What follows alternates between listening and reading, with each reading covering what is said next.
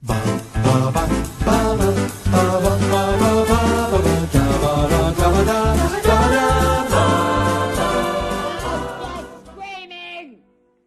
It's too early to scream. You're screaming because you know that your voice is tired and you're trying to make up in power. Yeah, but I've always done that, Steve. Because I've always had dumb material. So now I got good material and I can afford to go backwards. It's not so much that my voice is tired. So I just want you to listen. Aren't they a gas? Rushing to their classes in optical art, wishing it would pass. I can take this all down. Another long, exhausting day. See, I'm just proving every point. Wrong!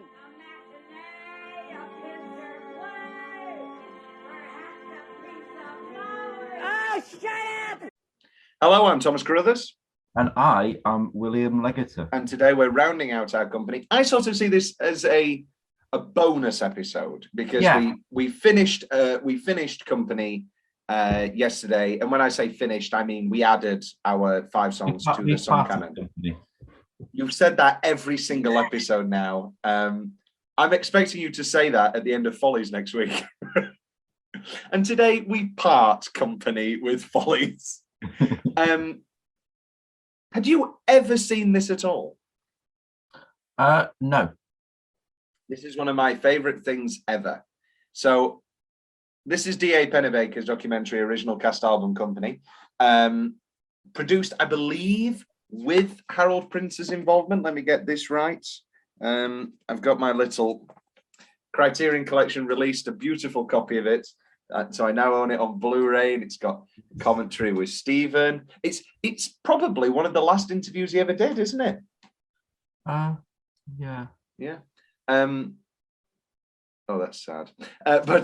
Yeah, no. So yeah, I watched what you sent me. But I watched one where it's commentary by Elaine and Hal. Oh, you watched that that commentary as well, yeah. I watched, yeah. And how is and Elaine? This is Thomas Shepard, and I didn't like him to begin with,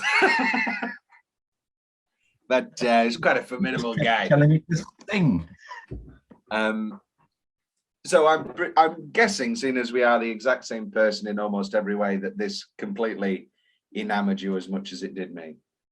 Yes. The only notes I have are all on Elaine Stritch. That's very yeah. That's yeah. That final. I mean, it's a 13-minute video on YouTube of the Ladies Who Lunch segment of this, and I watch that once a month, at least. However, I do love the rest of the documentary, so let's start there. So this was originally conceived as a whole series. D.A Pennebaker, wonderful documentarian. He did the War Room. He did the War Room. Salesman was the Maisels. I get my revolutionary documentarians confused. But D.A Pennebaker did this, and the opening title crawl reveals to us that this was supposed to be a whole series. However, things didn't align. There never was another one. This was the only one. And can you even imagine if this was a whole series? I like that. Like, I can see that running till today, a bit like the South Bank show or like Panorama. Just one of those things where every year we get like 3 of these. I mean, obviously it'd be sad and diminishing returns as musical theatre. I was going to say goes down the drain. That's not true. Do you watch Talking Pictures? No, what's that about? It's great. It's just every episode they celebrate a different old movie star. Oh no, I have, and it's the same guy, and it's the same group of guys, and there's the old man talking. Yeah. And I was watching them, and incredibly, you want to see awkwardness in a drama school is them leaving Sky Arts on and the Laurence Olivier episode of Talking Pictures coming on, and that old man talking about the darkness and the intense quality of Olivier's Othello, and then cutting straight to Othello, Olivier in blackface, just on a pretty big TV in a drama school canteria. Canteria? What am I trying to say? Cafeteria. Catheter. Catheteria. Where should we start with this? Obviously, it would be perfect if it was a whole series and we had all the Sondheims and all the great cast albums that we know and love. But we got this one. I think they kind of got pretty lucky with this being the only one they made. It's not like it was some show that has no life and has no legacy. It's a show that's obviously lived on for 50 years and is still being produced in a huge new Broadway revival as we speak. So they kind of looked out in that sense. They also obviously looked out in the sense of things that occur and personalities. So obviously we're spending 21 episodes talking about Sondheim, but in this he's at his most drained, most passive aggressive, most smoke-addled. There's a bit where obviously Elaine's listening back to some recordings that she's done because she just can't get it right, and he just doesn't look at her at all. It got to a point where obviously I make my notes and all that sort of thing, but it got to a point where I was literally just typing out every single word they say. There is just no, what do they call it in baseball? No hitter. Is it a no hitter? I don't. The left team wins. Oh yes, you love Wii Sports. What's the worst Wii Sport? The worst. 3, 2, 1. Boxing, because you have to get that shitty thing out, and you're like, "What's the best Wii Sport?" This is controversial. I think 3, 2, 1. Tennis.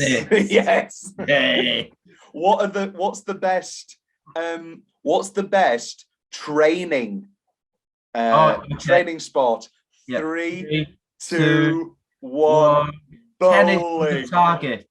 Oh, I was going to say bowling with the 120 pins. So many. No, I like when there's a target on the brick wall and you keep smashing out the bricks. That's one of my favorites. I love tennis. Do you remember when we played a game of tennis, Will, and you genuinely thought I was angry at you? And I was until I had my shower and then I calmed down. Yeah. Oh, that was so close. Company, original cast album Company.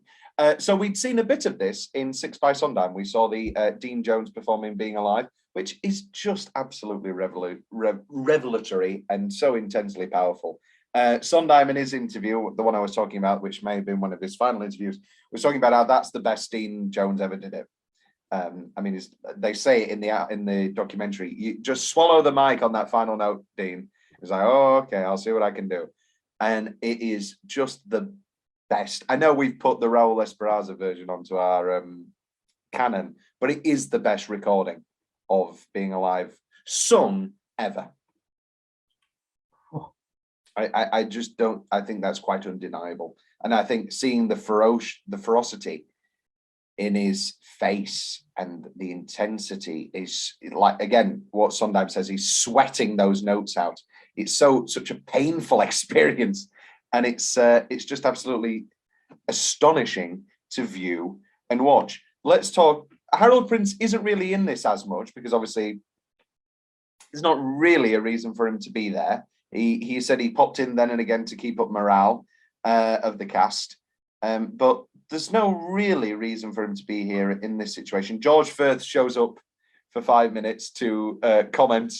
The one thing he had to do was to give direction on the karate scene. And he was like, well, let me get it here.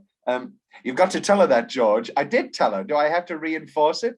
And then they're organizing the sounds of the karate. And he goes, okay, so it's the part where I go, glorious stuff. So let's start at the beginning. It's a very good place to start, where we meet the undisputed king of this documentary, one of my favorite characters of all time. I know he's a real person, but he feels like a comedic creation. Thomas Z. Shepherd. His first line, you mean to tell me we have a timpani, a legitimate drummer, and a harpist? No, that's impossible.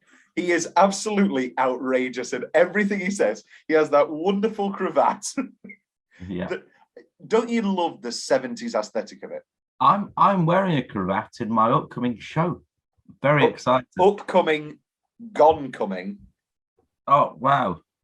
You are the Shakespeare of the podcast world. I am seeing it. Should we do a bonus episode, Will, where I review curtains? Yeah. Can you write it in your blog? Can you do a scathing review? No, do a nice. We do. We're open to reviews as a society. If you want to do a review of us. What if I don't like it? Not officially. Give it to me. I'll read through it and then see if it's okay to. I might just reuse that horribly homophobic review of Company from the original. This is a show for homos, women, and see how well that goes down. I might, you know what I'll do? I'm going to Google the worst reviews of all time and just take the best lines from each.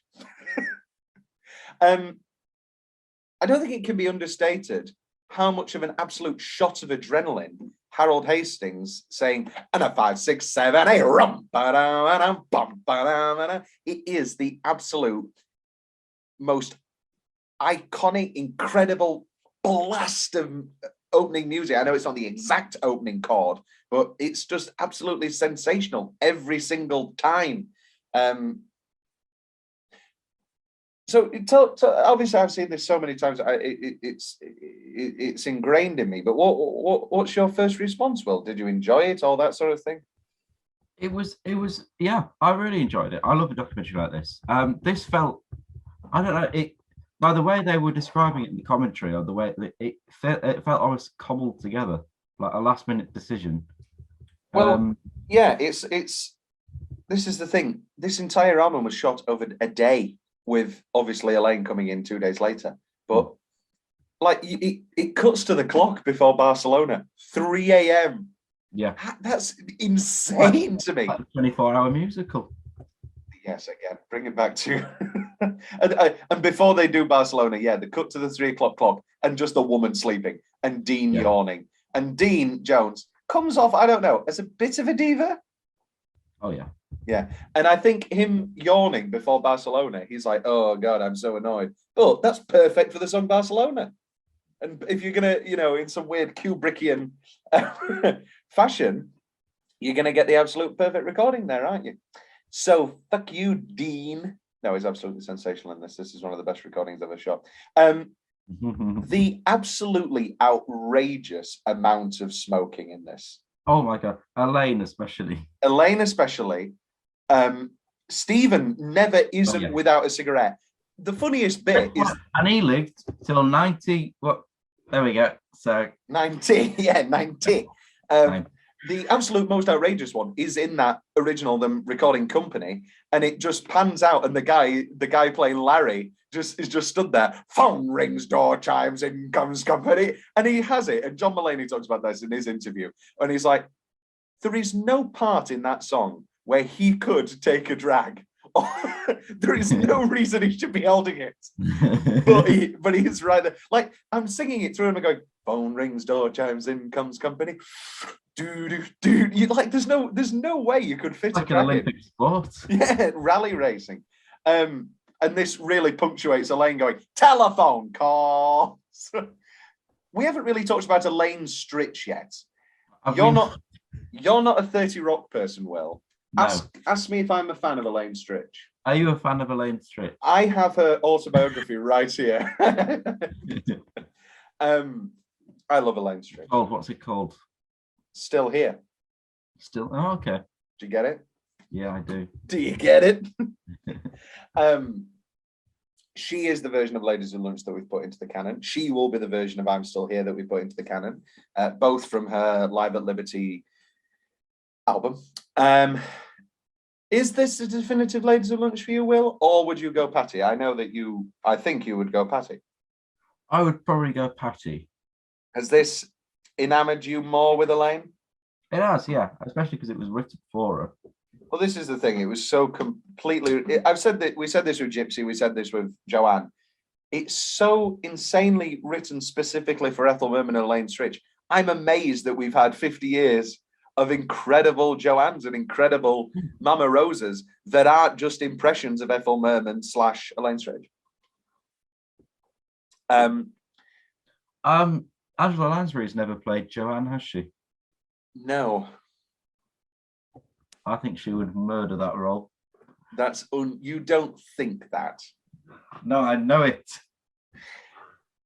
There's a lot of questions about whether Elaine is knowing of the cameras being, well, obviously they all know that the camera's there, but D.A Pennebaker just sort of bled so much into the background, and the camera, he never let go of the camera, and he was always walking around with the camera, that he just completely bled into the background. So we get so many incredible moments caught on film that should never have been caught on film. But anyway, but that's obviously a great documentary. There are a couple of moments where Elaine literally winks at the camera, and I'm not saying that figuratively. I mean literally, like she winks at the camera. And do you think that? I think of all the people playing up to the camera, Elaine is not the worst for it, but the best for it. But then that obviously completely disappears when it comes to focusing on the Song for Ladies Who Lunch, doesn't it? But isn't she also like very drunk? Well, this is the thing. Yes. So this is Sondheim talking about it. The major thing to look toward. The major thing to look at is what happens when a singer drinks. She had a bottle of brandy in her dressing room at the studio and would be taking nips. So basically, she was obviously an alcoholic. In later in her life, on the after party actually for September, the Woody Allen movie, she had a diabetic attack because she'd been warned off. You can't keep drinking. You've got onset diabetes, and she had just a full-blown diabetic attack. Thankfully, a hotelier was there with a chocolate bar, I think it was.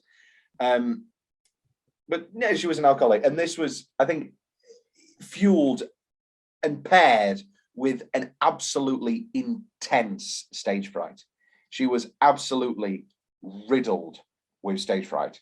And it's a miracle, really, that she went on to star in many, many shows after she quit drinking. Of course, famously, the Edward Albee production, the Edward Albee play, A Delicate Balance, she performed absolutely to rave reviews. That was a big comeback.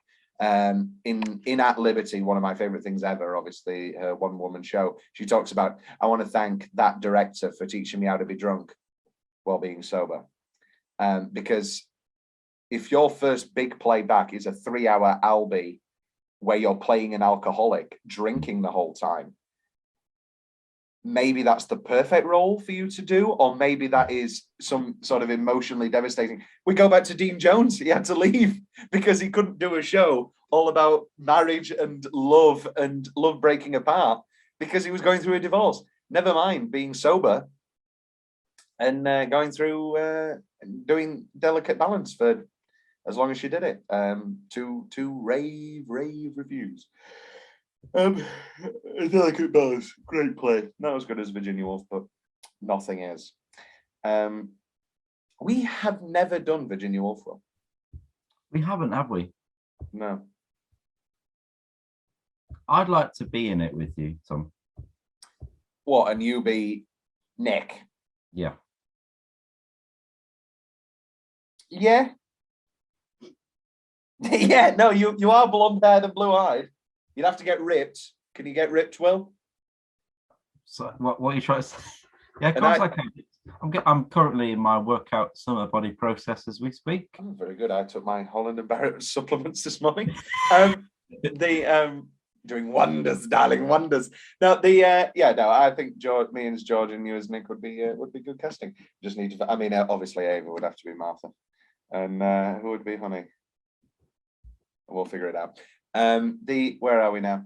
Actual documentary. Oh, this is I love Thomas Z. Shepherd talking about You Could Drive a Person Crazy.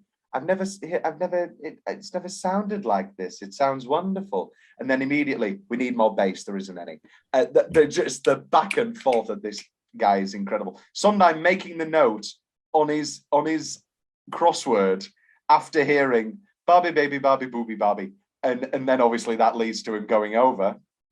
Have you seen this clip before, Will, of him correcting, I think it's Pamela Myers on Barbie, baby, Barbie, booby, Barbie? Yeah, so yeah, I have. And it's like Absolute, it's all the same now. It's all the same. yeah.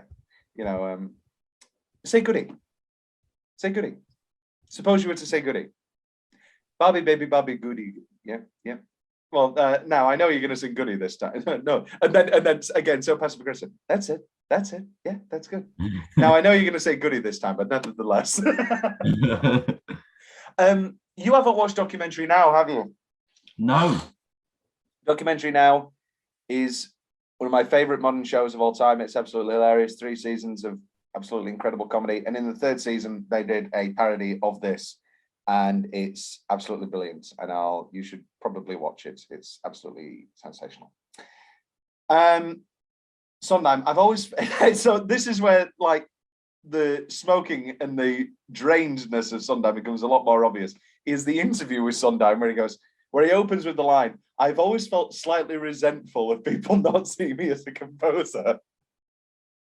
And he's just absolutely drained.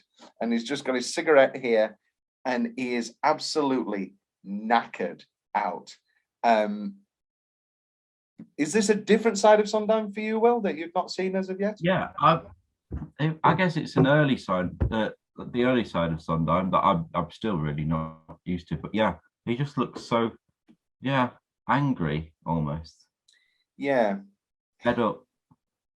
Yes. And he hasn't even, has he written any of the greats yet? Well, he's written Anyone Can Whistle. Yeah. Watch Cry. I love. Well, this is the thing, isn't it? You see, it reminds me so much of why again, this is the definitive recording for me, that original cast album. There isn't a single song in that isn't done perfectly. And they're my favorite versions of all the songs. And the only reason our song canon doesn't have 1, 2, 3, 4, 5 songs from that is just for variety's sake. But it would most definitely just be the 5 recordings from the album. I love them. The recording of You Could Drive a Person Crazy and ending with Pamela. That was the best. Very funny. And that's what I was trying to say. Yeah, that reminds me of why You Could Drive a Person Crazy was in my top 5. I mean, I was very happy to give you Side by Side, but that original, like, we haven't really seen a good version. Like, all the versions we watched weren't great. Whereas you come back to this and you're like, oh, this is it. This is perfect. And it absolutely just knocks you asunder. Harold Prince talking about vibrations, you know, again, everybody seems to be not necessarily resentful, but everybody seems to be in a mood of, I told you so. Like Prince talking about this. That's what I mean by, that's what I mean by vibrations. That's what I mean by vibrations, you know, we sold, and by the end of the run, we were sold out. It all has this sensibility of, as I say, not I told you so, but look what we did. Look what we did. Here we go. So now we're recording Getting Married Today. What do you think of, oh God, what's her name? I want to say, Pamela Myers is the woman who sang, where is it? Is it Susan Browning? I want to say Susan Browning. How unprofessional of me. Susan Brown, Beth Howland, that's it. What do you think of this Getting Married Today?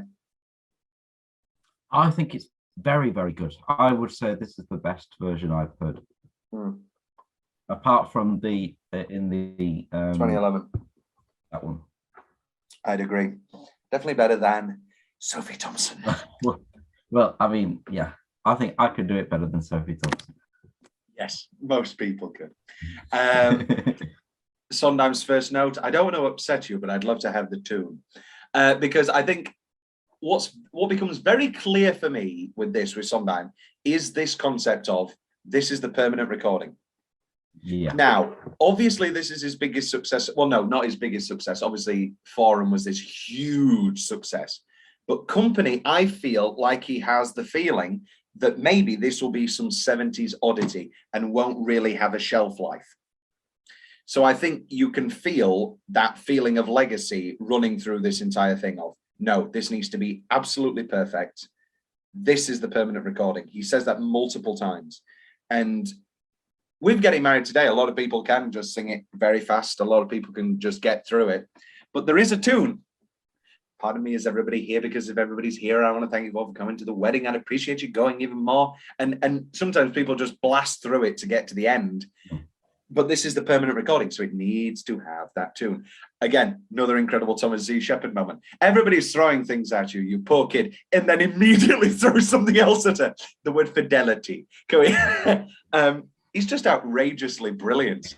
It's great, isn't he? Is by far my favorite. Then another 100 people, as we were talking about when we looked at it in all the different productions, hearing it as one song. This was incredible.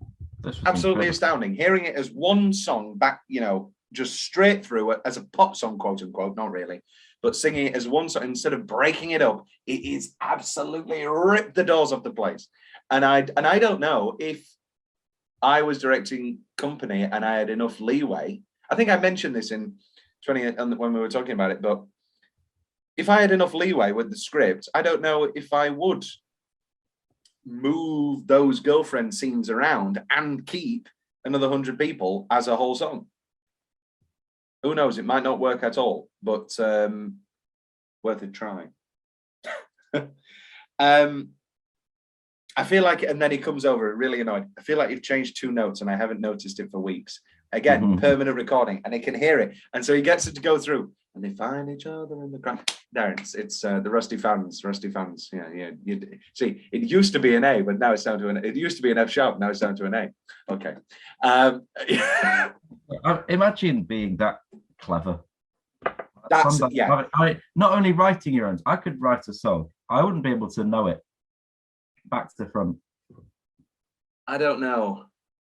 When we read my comedy scripts, the reason I read things with you is because we have the exact same sense of humor. So, but even you mess up on gags sometimes. But there is nothing worse than I've done read-throughs, and it is like I have that thing with people reading my comedy live. I mean, it's very hard. I completely understand because it's a cold read, but sometimes just hearing them, and I go, and I literally, it's nails on a chalkboard. So I can kind of, again, not saying I'm Sondheim, Jesus Christ. I'm comparing myself to Stephen Sondheim. In many ways, I get it, Steve. We should make an original cast album documentary of us doing a read-through.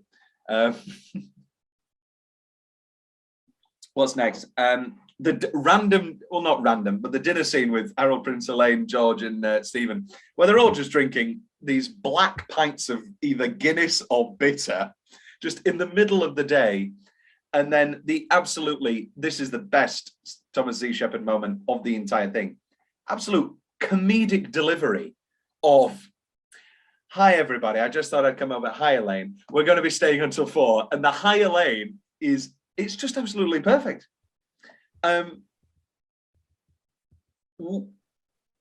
Could you have done with more of this? Was it in that? I mean, obviously it's a lovely, nice, tight 53 minutes, but I could have gone for an hour. I could have gone for an hour and a half.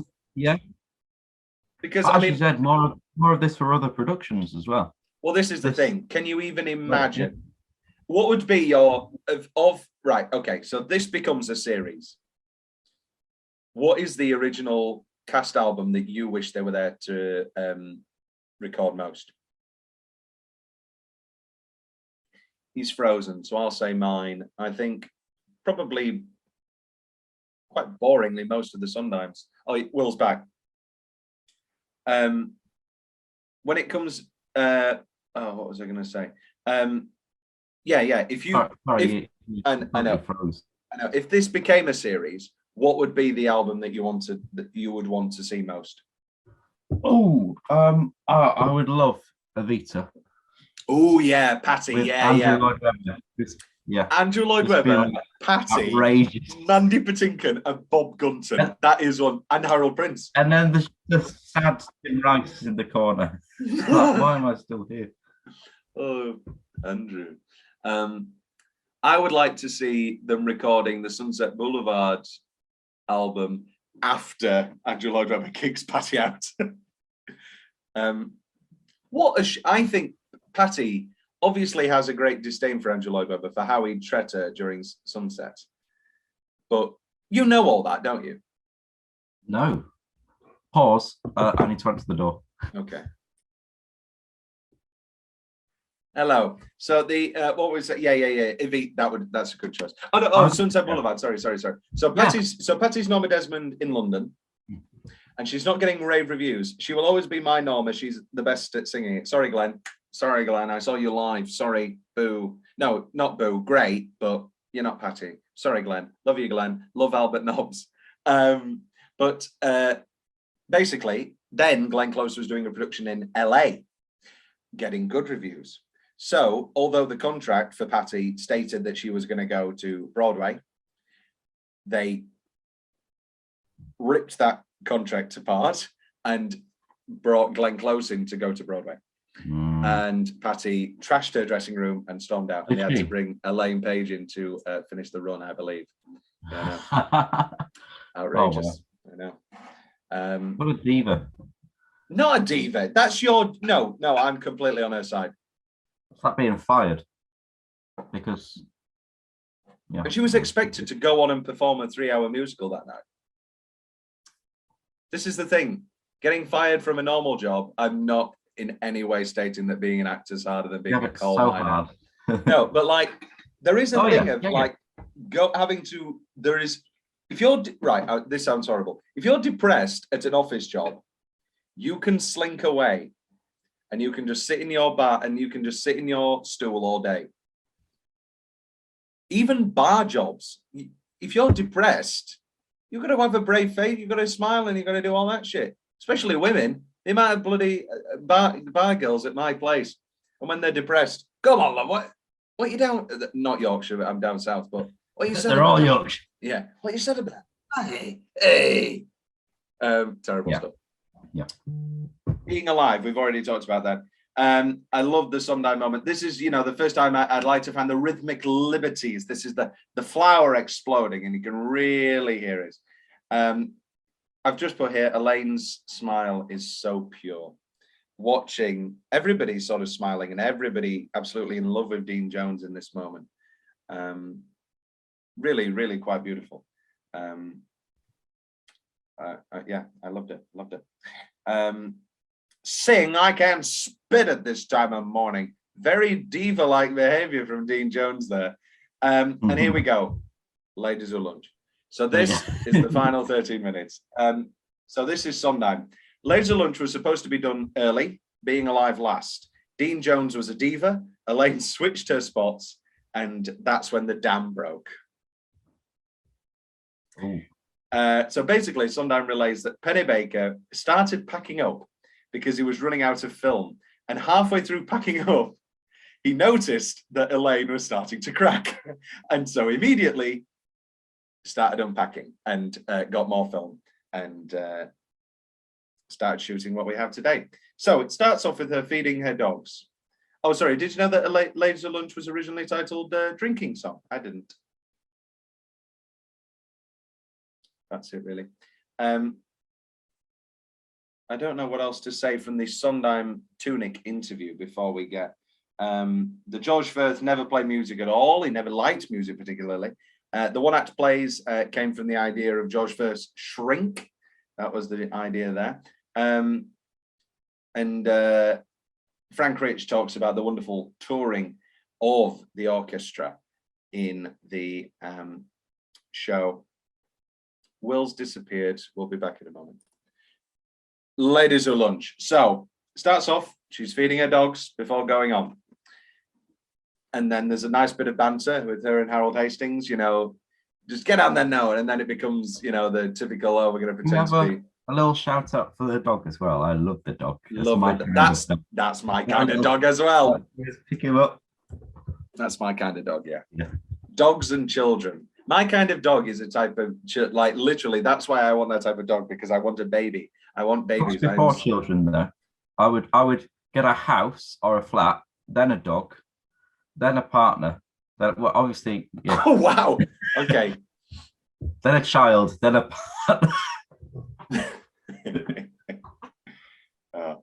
The lovely Elaine and Harold banter. God, these curtains have never worked since we got this apartment.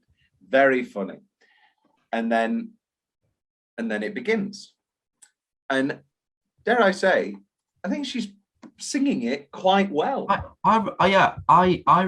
thought that was it. That was the one. And then when afterwards, the reveal that, oh, this time could you sing it? I'm like, oh, I think okay. you can hear it. I think you can hear it a little bit as it goes on. In that first one. Are we talking about the one where she's absolutely manic and performing and dancing? The hair reflects that. Yeah, and well, this is another great Elaine line. Maybe if I took the hat off, I could do it.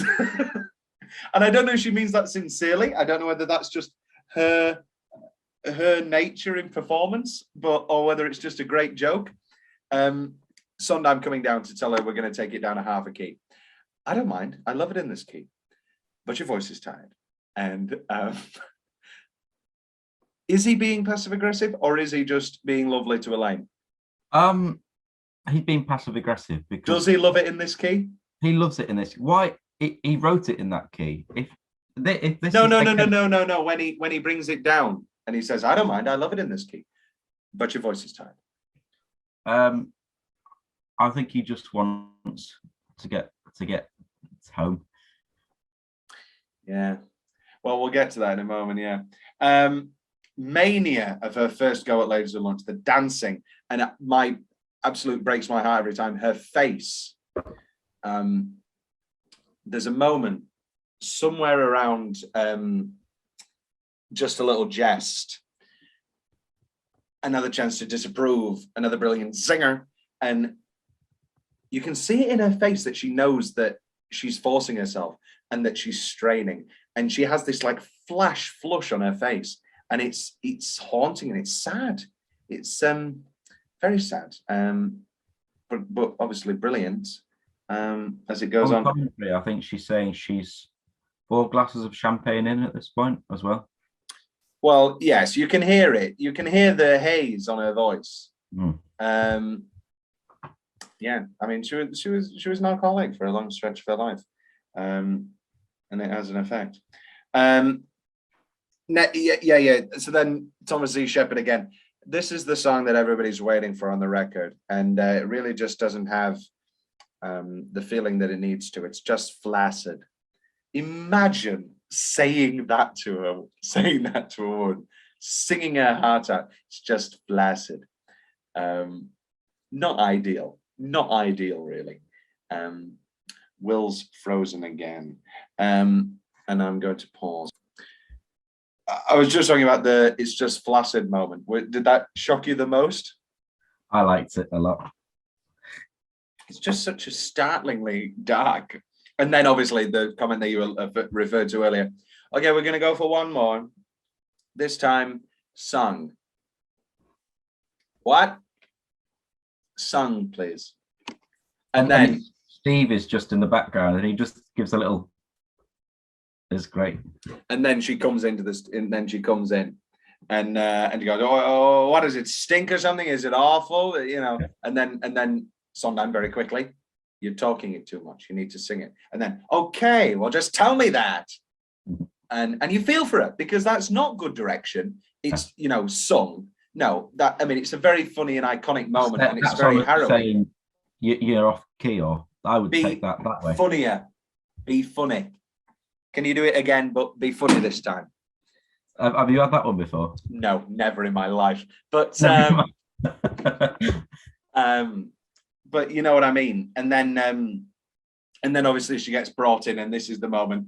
This is like the iconic moment of her listening, putting her hands through her hair over and over again, smoking. I'm just screaming, which how many times have I said that to you? I enjoyed it. I was waiting for the entire episode. Yeah, but I've always done that, Steve, because I've always had dumb material, and now I have good material, and I can afford to go back. And then she's listening to it again, and keeps going. And then she's like, "Shut up." No, it's I can take this all down. I can take this all down.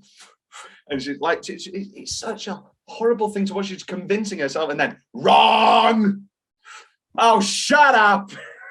And it breaks the audio. It hazards the audio. You can hear it even more on this beautiful, pristine Criterion Collection copy of D.A Pennebaker's Company. But you can hear it just pop the vocal. Pop the boom mic. It's harrowing. And then obviously this is the last shot because we're at diminishing returns now. And I think it's quite harsh to watch. Thomas Shepard has come out multiple times after, like the minute he watched it and he was like, oh, quite horrible, aren't I? And he's like, no, that's not the engineer's job. The engineer's job is to help the talent, not break them down. And do they still go until 4 a.m.? Because Alex Brightman, Beetlejuice and all that, he was involved in the documentary Now parody, and they have an interview on the disc, and he says, I'm amazed by how little things have changed. The biggest thing now is that the orchestra is not in the same room. The orchestra is entirely laid down beforehand, and then they go into their own booth, which I think you can hear it loses loses energy and loses something. So many of these cast recordings just feel perhaps overproduced, would you say? Oh, especially Hamilton. I mean, gee, that just sounds like a pop album. I know, like, I mean, I went to go see it in the theater and it just doesn't sound like that. You know, the rewind, rewind, rewind. And I go, oh, Jesus Christ. I remember that day. I fell in love with you making a toast. It's my impression of Hamilton. I think I've gotten my messing with my hair from Elaine Stritch. Really? Ava Robinson, previous and future guest, talks about this. Whenever she watches Sleepless in Seattle, she just compulsively has to put her hair into a ponytail because like she feels like she is so much like Meg Ryan and Annie. But whenever my hair is like a bit shaggier and a bit thicker, I mean, also I scratch my forehead, which is a terrible tick, but like I'm always, you know, doing this, and maybe I've just gotten it impulsively from Elaine. I don't know, from watching this so many times. I don't know. And then the lack of audible dialogue for, we're gonna bring her in early in the morning. We're gonna bring her in. What do you want me to do? Bring her in early in the morning. And then again, most painful things I've ever seen in my life. We're gonna lay down a track. Okay. And the one shot of her walking out whilst the band is prepping to start playing again. And she just grabs her smokes and leaves. And in the background, you can see Sondheim leaving the booth. Now, I have no idea, but I feel deeply that he's going to Elaine to talk to her. I don't know. Maybe that's just me putting Sondheim on a pedestal and Elaine just wanting to cuddle Elaine. Just wanting, Elaine, come here, please. Let me cuddle you. Elaine. Who's your favorite Elaine? Is it Catherine Ross in The Graduate, or is it Elaine Stritch, the real life icon? I would throw Elaine Page into the mix. Oh yeah. My Doll Bill, which started at the old Drury Lane in 1922, which was just before I started there in Evito. And it's time for your theatre company ever? No, we never had a break a leg. No, we never had a break a leg. Break a legs. Oh, did you record them? No. Did you get? I don't know who was anyone, but it was always, oh yeah, because your dad's mate is on the radio. He'll give you a shout out for your birthday. So I always got a shout out on Ridings FM for my birthday because it was my dad. I did not get Happy that. birthday, William! Lots of love from etc. I tell you what, I did get. Idea Will. Elaine should do a musical theatre pop master once a month. Oh, she should. Or And once we've a got week. the same two guests. Yeah, and this is Thomas Carruthers. Right, okay. This is where you're going to have a bit of humility. And I think you'll admit it straight away. Who would win between me and you in a battle of musical knowledge?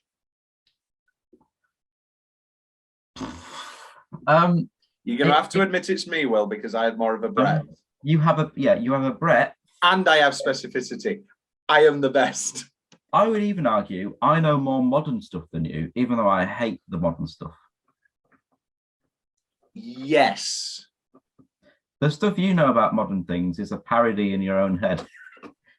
This is true.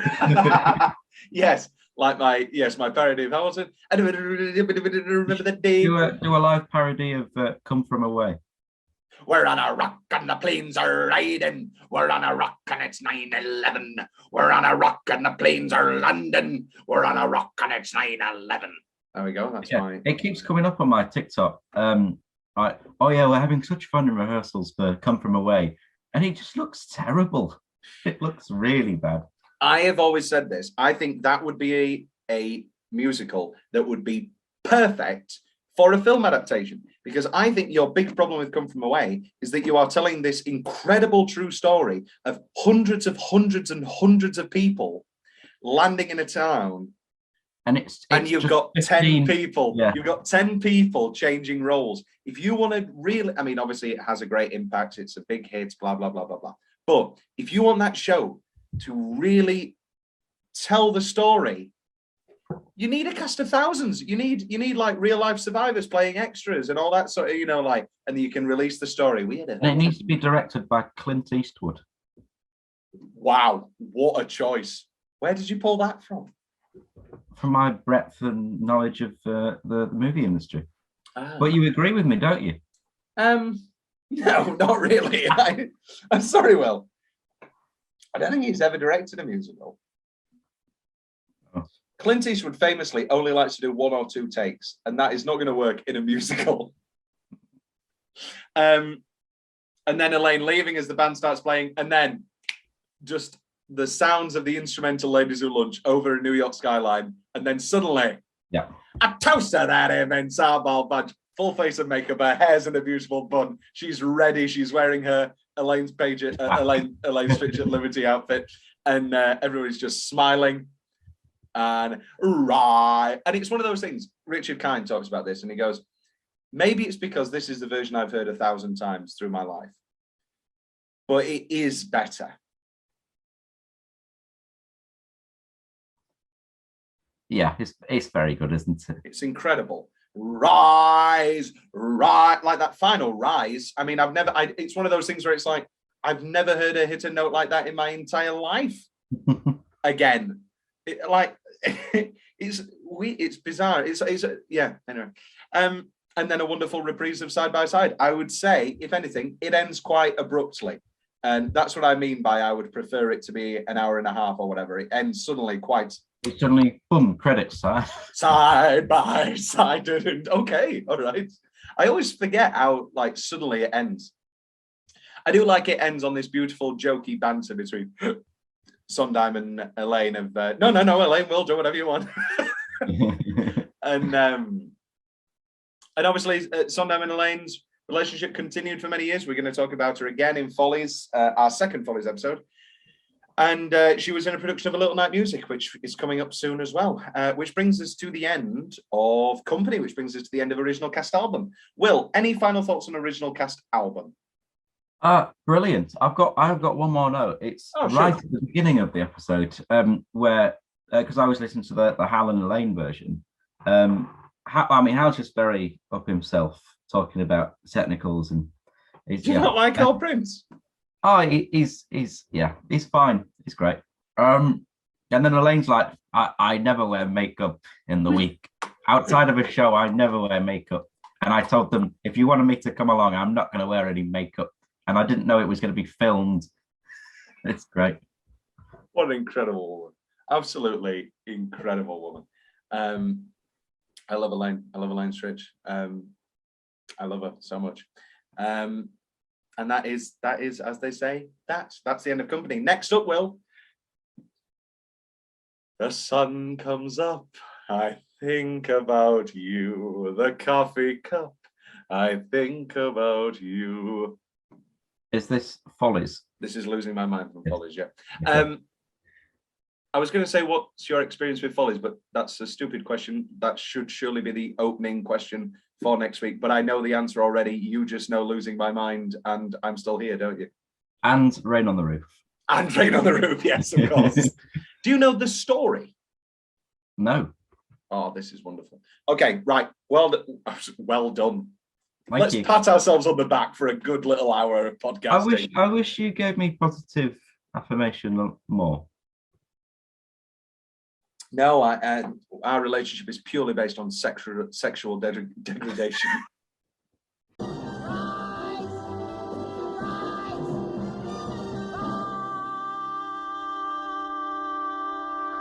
Oh, perfect. Great.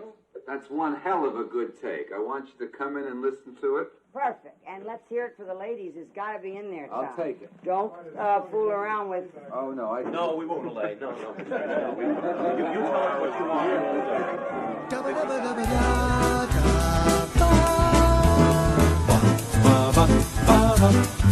want.